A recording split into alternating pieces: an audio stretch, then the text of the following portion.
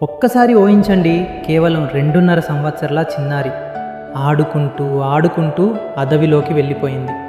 ఆ తర్వాత ఆమెను ఎవ్వరు చూడలేదు. 7 రోజులు వందలాది మంది పోలీసులు, డ్రోన్స్, స్నిఫర్ డాగ్స్, వేల ఎకరాల అడవి. కానీ ఆ చిన్నారి జ్ఞానేశ్వరి మాత్రం ఇప్పటికీ కనిపించలేదు. అసలు ఆమెకి ఏమైంది? Hey guys, welcome to the Suisse man.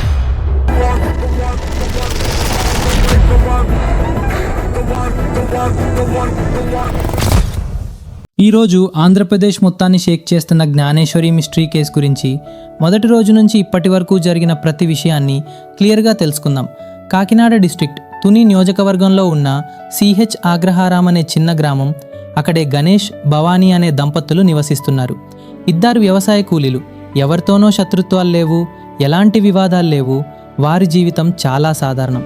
అలాగే వారికిద్దరు పిల్లలు. పెద్ద కూతురు సుంకరా జ్ఞానేశ్వరి, వయసు కేవలం 2.5 సంవత్సరాలు మాత్రమే. చిన్న పాపకు ఇంకా 6 నెలలే. అది జూన్ 6. ఒక సాధారణ రోజులాగే మొదలైంది. కానీ ఆ రోజు మధ్యాహ్నం జరిగిన ఒక చిన్న నిర్లక్ష్యం ఇప్పుడు మొత్తం రాష్ట్రాన్ని కలవరపెడుతోంది. జూన్ 6 ఉదయం సుమారు 11:40 సమయంలో జ్ఞానేశ్వరి తండ్రి గణేష్ పనికి బయలుదేరదు. ఎప్పట్లాగే జ్ఞానేశ్వరి కూడా నన్న వెంట వాస్తానంటూ మారం చేసింది. అయితే గణేష్ ఆమెను తిరిగి ఇంటికి తీసుకువచ్చి తల్లి భవానికి అప్పగించాడు. అంతే, ఇక్కడి నుంచే ఈ కథలో ట్విస్ట్. భవానీ ఇంటి పనులు, చిన్న పాప వాటిలో కాస్త బిజీ అవ్వడంతో జ్ఞానేశ్వరిని పట్టించుకోలేదు. ఎలానో ఇంటి చుట్టుపక్కలే ఆదుకుంటుందని అనుకుంది. కానీ చిన్నారి మనసు మాత్రం నన్న దగ్గరే ఉంది. కొద్ది నిమిషాల తర్వాత ఆమె నన్న వెళ్ళిన దారిలోనే పరిగెట్టింది. ఆమె వెనకల ఎప్పుడు ఆమెని విడిచిపెట్టాని ఒక పెంపుడు కుక్క కూడా వెళ్ళింది. కొంత దూరం వెళ్ళిన తర్వాత రోడ్ 2 వైపులుగా విడిపోయింది. వాళ్ళ నాన్న కుడివైపు వెళ్ళాడు, కానీ జ్ఞానేశ్వరి ఎడమవైపు తిరిగింది. ఆ దారి నేరుగా అడవిలోకి వెళ్తుంది. అదే జ్ఞానేశ్వరిని వాళ్ళ నాన్న చివరిసారిగా చూసిన క్షణం. మధ్యాహ్నం 12 గంటల సమయంలో ఒక వ్యక్తి ఆ చిన్నారిని కొండ ప్రాంతం దగ్గర చూశాడు. ఆమె ఒంటరిగా ఉంది. పక్కనే ఆ కుక్క కూడా ఉంది. ఆ వ్యక్తి పాపను కాపాడాలని ప్రయత్నించాడు, కానీ ఆ కుక్క అతనిపై దాడి చేయటానికి ప్రయత్నించిందని చెప్పాడు. దాంతో ఆ వ్యక్తి వెనక్కి తిరిగి వెళ్ళిపోయాడు. తరువాత గ్రామం నుంచి మరికొందరిని తీసుకురావడానికి వెళ్ళానని చెప్పాడు. కానీ అతను తిరిగి వచ్చేసరికి జ్ఞానేశ్వరి అక్కడ కనిపించలేదు. ఆ కుక్క కూడా కనిపించలేదు. అక్కడి నుంచే ఈ కేసు పూర్తిగా ఒక మిస్టరీగా మారిపోయింది. పాప కనిపించకపోవటంతో మొదట గ్రామస్తులే వెతకడం ప్రారంభించారు. దాదాపు 70 మందికి పైగా ప్రజలు తోటలు, అడవులు, కొండ ప్రాంతాలు అన్నీ గాలించారు. కానీ ఎలాంటి ఫలితం కనిపించలేదు. అదే రోజు సాయంత్రం పోలీసులకు సమాచారం అందింది. వెంటనే భారీ సర్చ్ ఆపరేషన్ ప్రారంభమైంది. వందలాది మంది పోలీసులు, డ్రోన్లు, స్నిఫర్ డాగ్స్, నైట్ విజన్ కెమెరాలు, బోర్వెల్స్, బావులు ప్రతి అంగుళాన్ని పరిశీలించారు. కానీ జ్ఞానేశ్వరి ఆచూకీ మాత్రం దొరకలేదు. ఇక్కడ మరో సమస్య. పాప కనిపించకుండా పోయిన రోజే భారీ వర్షం కురిసింది. దాంతో ఉండే అవకాశం ఉన్న ఎన్నో కీలక ఆధారాలు చెరిగిపోయాయి. 3 రోజుల తర్వాత ఒక ఆశ్చర్యకరమైన సంఘటన జరిగింది. జ్ఞానేశ్వరితో కలిసి కనిపించకుండా పోయిన కుక్క తిరిగి ఇంటికి వచ్చింది. కానీ అది చాలా భయంతో కనిపించింది. దాని తలపై గాయం కూడా ఉంది. అది నేరుగా జ్ఞానేశ్వరి తల్లి భవానీ దగ్గరకు వెళ్ళి ఆమె చీరను నోటితో పట్టుకుని లాగడం ప్రారంభించింది. చాలామంది ఆ కుక్క ఏదో చెప్పటానికి ప్రయత్నించిందని భావిస్తున్నారు.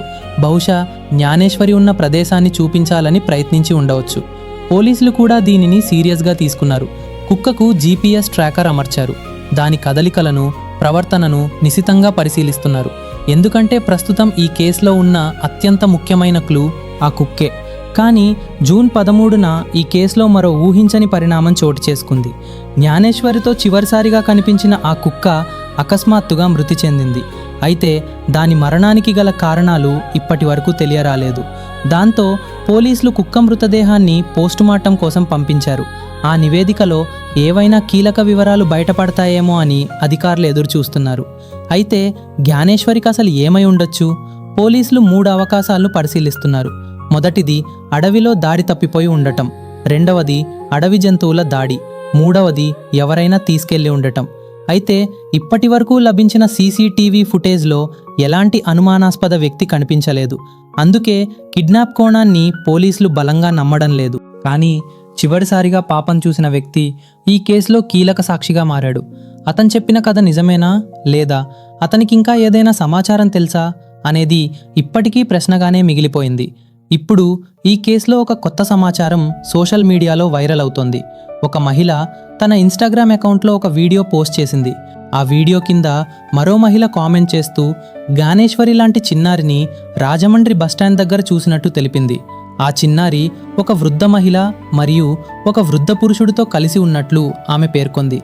ఈ సమాచారం ఎంతవరకు నిజమో ఇప్పటి వరకు అధికారికంగా ఎలాంటి ధృవీకరణ లేదు. కానీ ఆ వీడియో ప్రస్తుతం పోలీసుల దృష్టికి కూడా వెళ్ళినట్లు తెలుస్తోంది. ఒకవేళ ఈ సమాచారం నిజమైతే ఇది మొత్తం కేసును మలుపు తిప్పే కీలక ఆధారంగా మారవచ్చు. అందుకే ఈ కోణాన్ని కూడా పూర్తిగా పరిశీలించాలని ప్రజలు కోరుతున్నారు. మనమందరం ఒకటే ఆశిద్దాం, జ్ఞానేశ్వరి ఎక్కడ ఉన్నా క్షేమంగా ఉండాలి. త్వరలోనే తన తల్లిదండ్రుల దగ్గరకు తిరిగి చేరుకోవాలి. ఈ కేసుకు సంబంధించిన ఏదైనా కొత్త సమాచారం లేదా అప్డేట్ వచ్చిన వెంటనే ముందుగా మీకు తెలియజేస్తాను. ఇది సూసీ మ్యాన్. మళ్ళీ మరో ఆసక్తికరమైన కథతో కలుద్దాం. జై హింద్.